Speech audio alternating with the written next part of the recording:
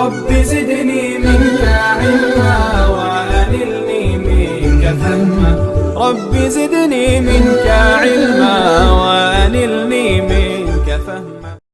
السلام علیکم ورحمۃ اللہ وبرکاتہ۔ سلسلہ نمبر 25، مسواک کے آداب۔ نمبر 1، بکثرت مسواک کرنا، بالخصوص وضو کے وقت مسواک کرنا۔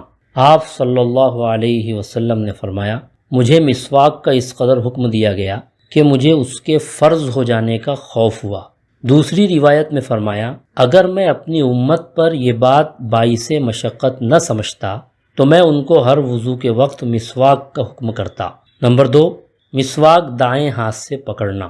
نوٹ: مسواک پکڑنے کا طریقہ: دائیں ہاتھ کی سب سے چھوٹی انگلی کو مسواک کے نیچے رکھے اور اس کے برابر والی اور درمیان والی اور شہادت والی انگلی کو مسواک کے اوپر رکھے اور انگوٹھا مسواک کے سرے کی طرف نیچے رکھے۔ نمبر 3، مسواک کرنے میں داہنی طرف سے ابتدا کرنا۔ نمبر 4، چوڑائی میں مسواک کرنا۔ نمبر 5، مسواک کم از کم 3 مرتبہ الگ الگ پانی لے کر کرنا۔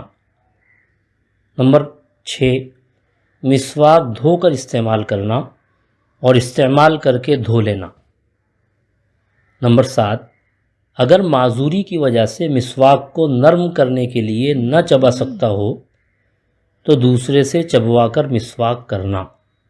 حضرت عائشہ رضی اللہ تعالی عنہا نے اللہ کے رسول صلی اللہ علیہ وسلم کے مرض الوفات میں حضرت عبد الرحمن رضی اللہ تعالیٰ عنہ کے ہاتھ سے مسواک لے کر چبا کر حضور صلی اللہ علیہ وسلم کو دیا تھا۔ نمبر 8، مسواک نہ ہو تو انگلیوں کو اس کے قائم مقام سمجھنا مگر اس کی عادت نہ بنانا۔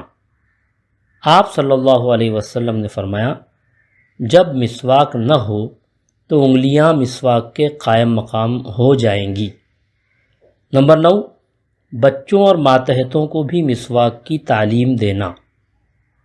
نمبر 10، متعدد اشخاص کی موجودگی میں اگر مسواک دینا ہو تو بڑے آدمی کو مسواک پیش کرنا۔